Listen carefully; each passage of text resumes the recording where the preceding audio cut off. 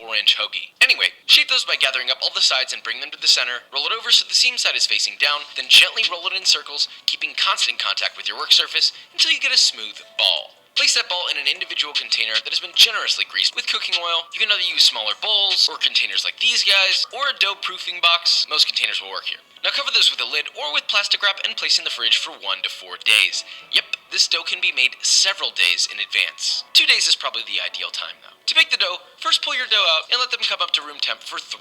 Hi guys, so before we move on with the video, so this video was actually requested by someone.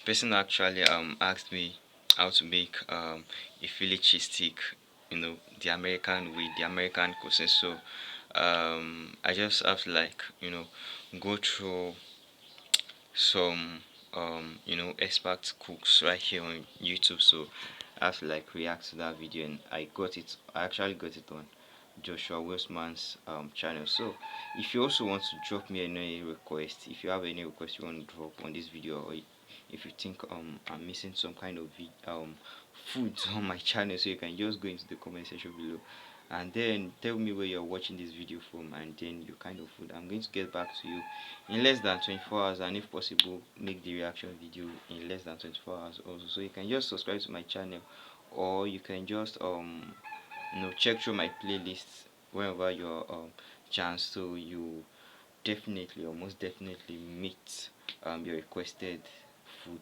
video there. So I'll be making a reaction to it actually. So alright, so let's get going on this cuisine. 3 hours. Once those are room temp, get yourself a large tea towel or a couche, dust it lightly with rice flour or all-purpose flour to prevent sticking. Rice flour does do a better job with the non-sticky part. Then to shape your dough, flour the top, pop it out of its container so the unfloured side is facing up. Gently press the dough to flatten into a small rectangle, then fold it in half away from you. Brush off any excess flour and fold it in half in the same direction. One more time. Pinch the seams closed, roll it over so the seam side is facing down. Create some tension, rolling it out to tape the ends as you get close to them until it's 12 inches long. Then very lightly brush the top with some water and roll it in untoasted sesame seeds to coat the entire dough except for the bottom. Now place your torpedo of flavor onto your couche, gently furl up the couche to cradle the dough like this, and repeat with the rest of your dough. And next thing you know, you've got a bunch of little gentlemen snuggling next to each other. Oh, so cute. Now for a short nap before launching into a hellfire of a hot oven. Cover that with excess couche, temp with plastic wrap, and let it proof for 2 hours. Yes, it's a long process, alright? 1 hour before they're ready, add a baking steel to your oven and heat to 500 degrees Fahrenheit, or as hot as your oven will allow. Then once your dough is done proofing and your oven is preheated, lightly dust a pizza peel with rice flour or semolina. Carefully roll your dough onto the peel. Don't just pick it up like some barbarian, alright? You're gonna degas all that hard work. Make sure the sesame side is facing up,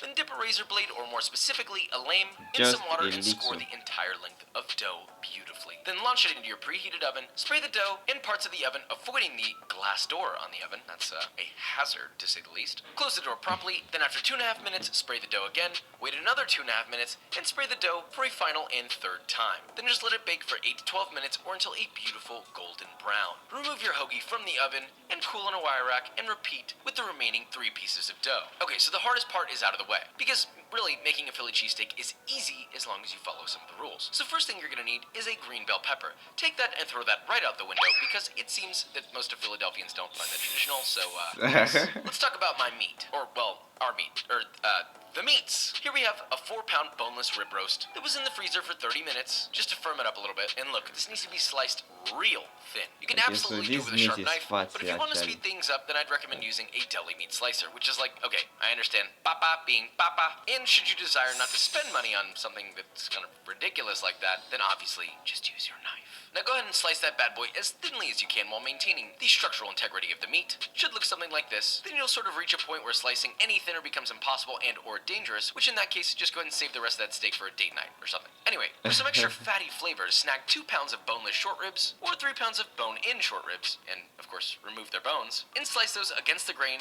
about 1/8 of an inch thick. Okay, so don't you leave have this out because the marbling of this will go a long way in the final product. Alright, next up is oignon. Some say slices, others say dice. Well, the way I'd like to do it is get yourself 3 sweet onions, cut the top off, then the bottom, cut it in half, peel it, and slice that into big, chunky 1-inch pieces like this. Now we're ready to cook. Okay, so you're gonna get yourself a little pan, right? Little baby pan? Little stinky pan? No. Well, maybe. Listen, you need this to be cooked on a griddle or plancha of some sort. That's how it's normally done. Trust papa when he says plancha cooking hits different. A large cast iron griddle Okay, pan so that you goes on your cook the stovetop meat will work with fine, but papa has other plans. the cube onions. We haven't actually seen any seasoning in this I literally bought this only video for this at all. video. So heat up half your griddle to medium high and the other half to low. Fill a squirt bottle with Okay. half a cup of vegetable oil and half a cup of melted warm tallow, which is just rendered beef fat, which by the way you can acquire from any beef fat trim. For example, like the beef fat trim from the rib roast you have. All you have to do is rough chop it, place it in a pan, heat over low, stirring often until all the fat is rendered out. Then just strain that Okay. through a fine mesh strainer and, well, that's your tallow. It's optional, but it adds a ton of flavor. Now once your griddle is hot, good lord, Jandis, squirt it with your beef fat oil and let that get nice and hot. Then add a third of your sweet onion, season that to taste with salt, and a small pinch of sugar. Saute that, stirring and flipping often for Sugar, about 5 minutes salt or until added your to onions the are onion, soft right and there. begun to get some charring and nice caramelization. Slide those onions to the cooler side of the griddle, squirt the hot side with some Each more oil, on with some more one beef fat, and let that tablespoon heat then. just until it begins to smoke. Just Then add a transfer it third to of your the lower sliced beef, part let that of- sear nicely for about a minute, then season and taste with salt. Let that continue to sear for another 30 seconds to a minute. One of my biggest gripes was the lack of color on the beef in the Philly cheesesteaks that I had. So when you flip your beef, you should see a decent amount of color. Just be forewarned, if you let it go too long, it'll go dry. Now flip and sear the other side, season again to taste with salt and a generous fresh crack of black pepper. Then once it's seared and cooked through, but still Okay. juicy, about 1 to 2 more minutes, give that a nice rough chop with a spatula, mix together with your onions, and at this point you're ready to add your cheese. Be aware that this is only a third of your batch, so you can obviously be doing this in 3 batches, so you can get proper color. Now Wow. bring everything together in a rough line, 3 about the batches. shape of a full hoagie. This is enough meat for 1 to 2 sandwiches, depending on how you like it. Layer on 3 to 4 slices of provolone cheese, which is ideally sharp provolone. Then just let that melt. You can also speed up the melting process with the use of Papa's magic wand, which is also known as a blowtorch. Now while it's melting, get your hoagie cut in half, but leave the back end attached so it's got something to stop the meat from falling out the other end. Optionally spread on a nice layer of mayo, if you roll like that. This is just a basic garlic mayo consisting of 1 cup of mayonnaise and 4 cloves of grated garlic, seasoned to taste with salt and whisked together. Wow. Beautifully simple, yet incredible. Now once that cheese is melted, get a large spatula and scoop up your meat, and good lord, that cheese pull's finna make me act up. Now add as much cheesesteak as you like into your bread, close it Oh up, my observe its gosh. jaw-dropping cheesy features, and take a moment to see if we hit the nail on the head or not here. Well, would you look at that? Now this is what I was looking for. This hoagie is doit. I mean, Alright guys, so it's possible this video is divided into 3 parts. So um if you're in the second part, if you're in third part, you can just check the dates in which I posted this video and then navigate through my um playlist or my video list. So just check out dates. You should actually see the other parts of the video. So let's just get going. it's got the, oh my god, it's got the Oh. it's juicing. Oh, good lord, have mercy on my soul. I'm about to bust. Good lord. There's almost too much flavor in this compared to the ones that we had. Right off the bat, to me this tastes like what I imagined a Philly cheesesteak to taste. It's unctuous, rich. The beef flavor is just like, yappa, yeah. And that extra really does help.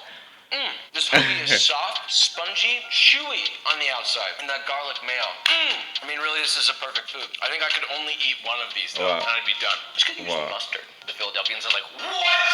Hey, kid. Wow, these people are really like seriously.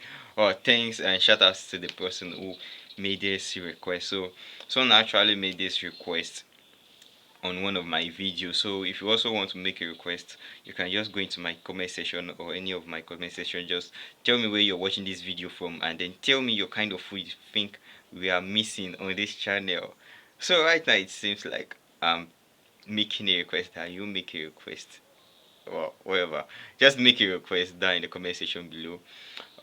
Tell me your kind of food or your kind of favorite food and just let me know where you're watching this video from so I can get you the right